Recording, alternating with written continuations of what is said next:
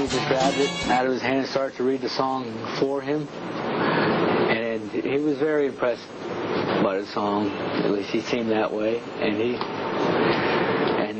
this is the driver now we're talking about. And he said, "Oh yeah, that's very good.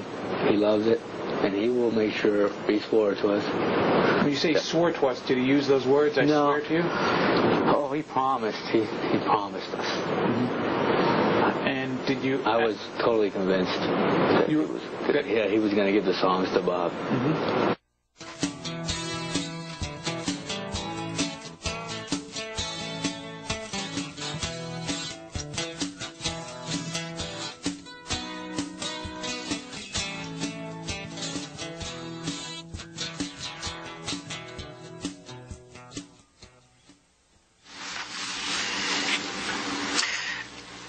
Let's go back to the Jones Beach concert, if we may, to the time when you offered the tickets to Mr. Damiano before the concert actually took place.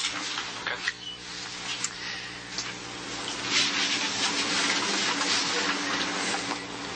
During that point in time when you offered the tickets to him and before he actually went to the concert,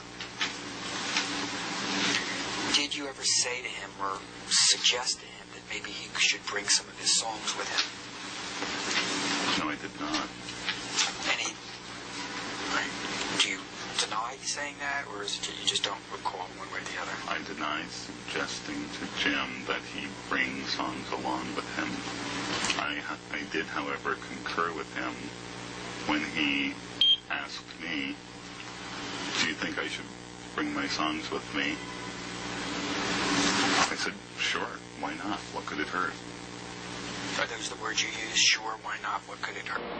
Jim handed the book, started to hand the book to him, and then someone else came over and took the lyric, whether it was a book or an envelope with the lyrics in it, took this package and walked towards the bus along with the other people, and they all got onto the bus, the door closed, and the bus drove away. More questions. Okay. So we can end the inconvenience for you. You said you met Mikey Harris through her son Duke. No, I met Mikey Harris first at Tony Tiller's house at a party.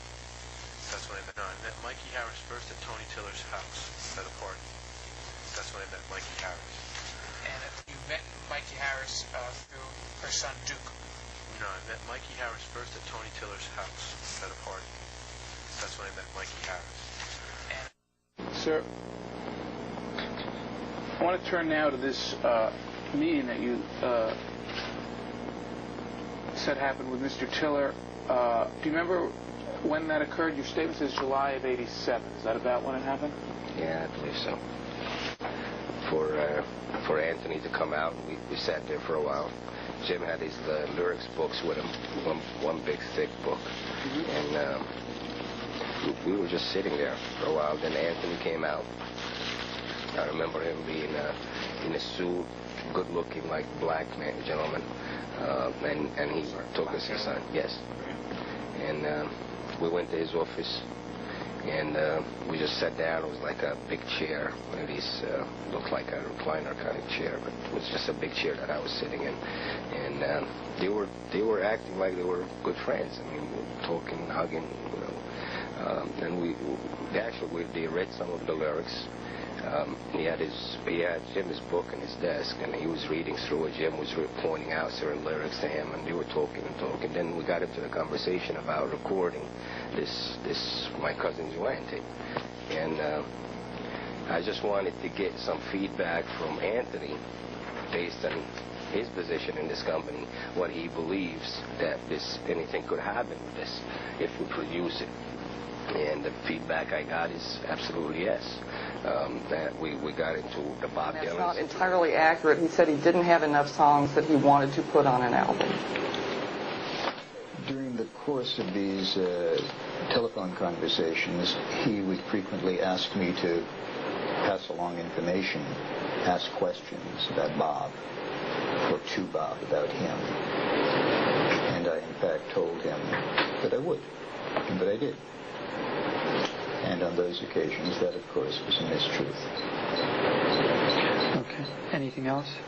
That's all that comes to mind at the moment. So that it... And when I use the expression "pass along," that's a phrase that I use to suggest passing along information verbally. And when I use the expression "pass along," that's a phrase that I use to suggest passing along information verbally. Does he read? Is he getting James Damiano's lyrics? And I remember the answer, yes.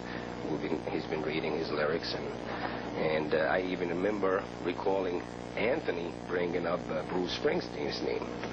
And I was just like from nowhere. I never heard that before, but it just came up that James' lyrics was also given to Bruce Springsteen, which I knew who that was. And I remember leaving this meeting with a very good feeling. Okay, I was convinced by Anthony is if I produce this record, if I pay for it, that it could end up being a very big hit. Okay, sir. And that's basically what happened at the meeting? That's basically it. I left there with very good vibes. And if you could tell us what the office looked like in a little more detail. Were there records on the wall? There were records in the lobby. I know that. Mm-hmm. There were a bunch of records in the lobby. I was only in that building that one. Can you list for me, sir, what other songwriters, other than Mr. Damiano, whose material you had on any shelf in your office while employed either by CBS or Sony? Songwriters. Do the Gershwins count? Appreciation, anything. Tokens of appreciation. Or gifts, anything that you can think of. None that I can recall, but if I did it as a friend to a friend, because I considered Jim a very good friend. And I occasionally give my friends things as my friends give me things. Okay. And do you recall, let me try to refresh your recollection, if I may. I deny suggesting to Jim that he bring songs along with him. I did, however, concur with him when he asked me, do you think I should bring my songs with me? I said, sure, why not? What could it hurt?